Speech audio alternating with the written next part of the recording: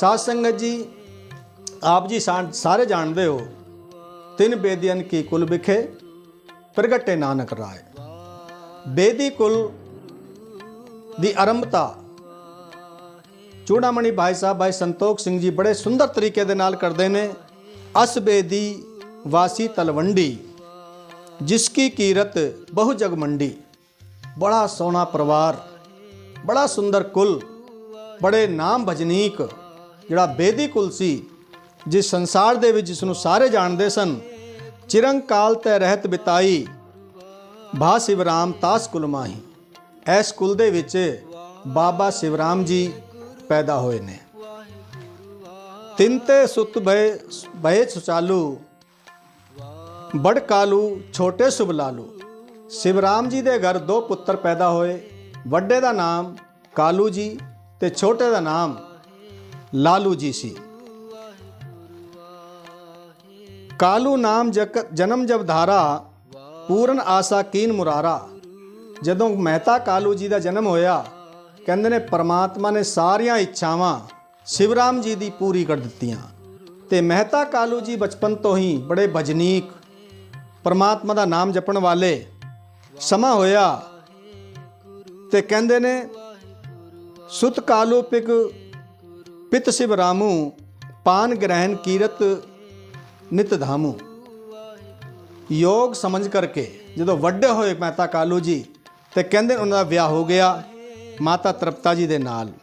तिय पतिव्रता गुण नित सोऊ, ते सुनता कह सकना को। बई किन्ने गुण सन माता तृप्ता दे विच, कहते ने कोई बयान नहीं कर सकता। बड़ी गुणवानी, बड़ी कुड़कोसल, बड़ी सुंदर, सारे गुणां दे विच निपुण ਉਹ ਸੀ माता तृप्ता जी।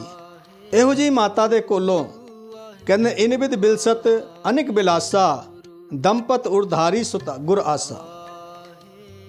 अपना पति पत्नी दोवें दंपति जीवन बतीत कर रहे हैं संसार दे विच। ते मन दे विच, क्योंकि हर एक इस्त्री पुरुष दे मन दे विच आउंदा है घर में संतान होवे। ਇਹੋ जी आशा उस परमात्मा के अगे प्रकट की भी साढ़े घर भी कोई संतान पैदा होवे। कहंदे ने 5 सालां दे बाद उन्हां दे घर पुत्री पैदा हुई। ये पुत्री नानके घर विच पैदा हुई, इस करके नाम नानकी जी रखा गया। उस तो बाद क्योंकि हर एक मनुख की इच्छा होंदी है भी घर विच पुत्र होवे। पुत्र जिहड़ा है, पुत्ती गंढ पवै संसार, कुल दीपक है। जिहड़ा कुल है वो पुत्र नाल चलदा है। इस करके जदों मन विच लालसा आई ते कहंदे ने काल बतीत भयो पश्चाता, कालू रीत लगभग जगदाता। मेहता कालू जी दे मन दी गल जान करके, क्योंकि मेहता कालू जी इन्नी भगती भाव वाले सन भी क्या मैनू कोई साधारण पुत्र नहीं चाहिए, परमात्मा तू ही मेरे घर पुत्र बन के आ तां मैं प्रसन्न होवांगा। ते कालू जी की गल सुन करके, मन की हालत जान करके, वो अकाल पुरख परमात्मा वाहिगुरु होवो पुत्र तास में जाई, असबिद बिचर आए जगराई। ये गल कह करके भी तेरे घर में जन्म लवांगा। ते फिर माता तृप्ता जी की कुख दे विच परमात्मा ने आप निवास किया है। उस तो बाद उरज मास की पूर्णमासी, हर कीरसों जौन प्रकाशी, जड़ी कत्तक दी पूर्णमासी, जिस दे विच कहंदे चांदनी रात है। चारों पासे बहुत ही खुशबूदार मौसम हो रहा है, हर पासे खुशियां हो रही ने।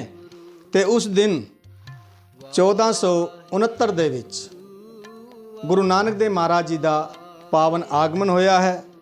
जदों आगमन होया ते प्रसूत करने वाली दौलता दाई है। इस दौलता दाई ने आकर के बेनती की, दौड़ी आई है ते मेहता कालू जी तुहाडे घर विच पुत्र पैदा होया है। ते जदों सुनिया सवेरे नौकर ਨੂੰ ਭੇਜਿਆ ਮਹਿਤਾ ਕਾਲੂ ਜੀ ਨੇ, जाओ पंडित हरदयाल जी ਨੂੰ बुला करके ले आओ। पंडित हरदयाल जी आए ने, आकर के पुछया राजी खुशी सारा गलबात हुई तो कहन लगे भी सब तो पहला ये दसो जिसने जन्म दिता है दौलता दाई है, उस दाई नूं बुलाओ। दाई कोल आई है।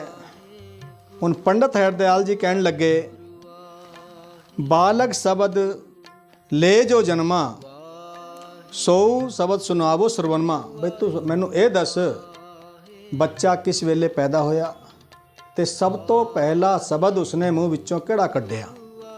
दौलता दाई नूं पुछण लगे ने। भयो काल की जन्म सुनावो बूझो जाए हजूर बुलावो। भी उस दाई नूं पुछण लगे भी सानू सारी गल दस। ते श्री नानक की दौलत दाई सो कालू तत्काल बुलाई। कहने लगे एक घटी एक दो जाम तरजामा। जाम कहते ने रात नूं, घटी कहते ने घड़ी, दो पहर तरजाम जाम मीनस पहर। दो पहर रात ते एक घड़ी समा बतीत होया सी। बिती हुती शिश भव अविरामा। उस वेले ऐस बच्चे ने जन्म लिया। तो जो पुछया सी भी बच्चे ने पहला शब्द की कहा सी वो दसो। ते बोली कहन लगी एहो जिहा जिहड़ा बच्चे बहु शिश जन्मे मम कर माही अस आचर्ज कब देखियो नाही। अपने हत्थां दे नाल बड़े बच्चे जम्मे मैं आज तक, बुढ़ी हो गई पर इहो जिहा आश्चर्य इहो जिहा कोतक मैं कदे नहीं वेख्या। किहड़ा कोतक? कहन लगी दीरघ नर ज्यों बिगस मिले हैं। ਵੱਡੇ ਬੰਦੇ ਜੋ ਵੱਡੇ ਬੰਦੇ ਬੱਚੇ ਜਵਾਨ ਹੁੰਦੇ ਨੇ ਜਿਵੇਂ ਹੱਸ ਕੇ ਖੜਖੜਾ ਕਰਕੇ ਮਿਲਦੇ ਨੇ ਉਸ ਤਰ੍ਹਾਂ ਦੇ ਤਿਉਂ ਇਨ ਕੀ ਨੇ ਸ਼ਬਦ ਭਲੋ ਹੈ। ਐਸ ਬੱਚੇ ਨੇ ਇਸ ਤਰ੍ਹਾਂ ਸ਼ਬਦ ਕੀਤਾ ਜਿਵੇਂ ਵੱਡੇ ਹੱਸਦੇ ਨੇ ਖੜਖੜਾ ਕਰਕੇ ਹੱਸਦੇ ਨੇ। ਜਦੋਂ ਇਹ ਗੱਲ ਸੁਣੀ ਪੰਡਤ ਹਰਦयाल ਜੀ ਕਹਿਣ ਲੱਗੇ ਬੱਚੇ ਦੇ ਦਰਸ਼ਨ ਕਰਨਾ ਚਾਹੁੰਦਾ ਹਾਂ। ਪੰਡਤ ਜੀ ਨੂੰ ਬੱਚਾ ਦਿਖਾਇਆ ਗਿਆ।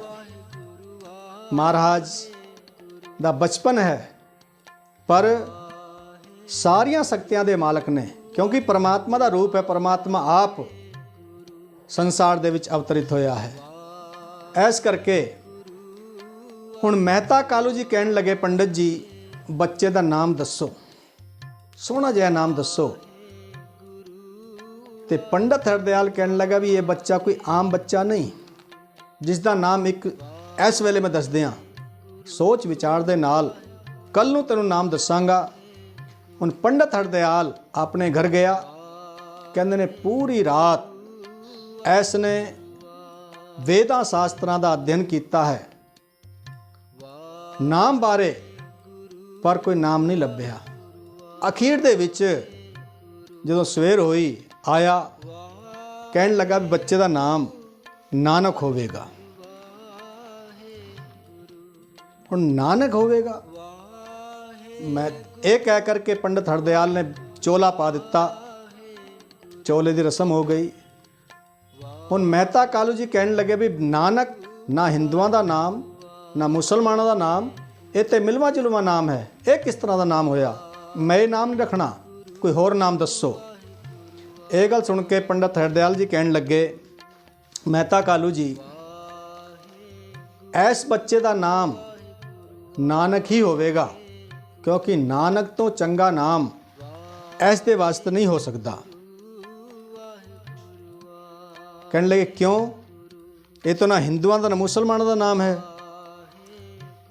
कहने लगे राम कृष्ण अवतार सुहरका। श्री रामचंद्र ते श्री कृष्ण जी ये हरि परमात्मा के अवतार ने पर कहले पूजे हिंदू ना माने तुरका। ਇਹਨਾਂ ਦੋਹਾਂ ਨੂੰ ਸਿਰਫ ਹਿੰਦੂ ਪੂਜਦੇ ਨੇ, ਹਿੰਦੂ ਮੰਨਦੇ ਨੇ, ਤੁਰਕ ਨਹੀਂ ਮੰਨਦੇ। ਤੁਰਕ ਨਾ ਕ੍ਰਿਸ਼ਨ ਜੀ ਨੂੰ ਮੰਨਦੇ ਨੇ ਨਾ ਰਾਮਚੰਦਰ ਜੀ ਨੂੰ ਮੰਨਦੇ ਨੇ। ਐਸ ਕਰਕੇ ਇਹ ਜਿਹੜੇ ਗੁਰੂ ਨਾਨਕ ਜੀ ਨੇ ਨਾਨਕ ਨਾਮ ਰੱਖਿਆ ਹੈ ਇਸ ਇਸ ਕੋ ਮਾਨेंगे दो हिंदू तुरक सिख होए सब को। ਪਰ ਇਸ ਬੱਚੇ ਨੂੰ ਦੋਵੇਂ ਮੰਨਣਗੇ। ਹਿੰਦੂ ਤੇ ਮੁਸਲਮਾਨ ਦੋਵੇਂ ਸਿੱਖ ਬਣਨਗੇ, ਦੋਵੇਂ ਹੀ ਇਸ ਨੂੰ ਪੂਜਣਗੇ। ਇਸਕੇ ਚਰਨ ਪੋਤ ਕੀ ਨਿਆਈ, ਪਾਰ ਪਰੈ ਪਰਮਾਰਥ ਪਾਈ।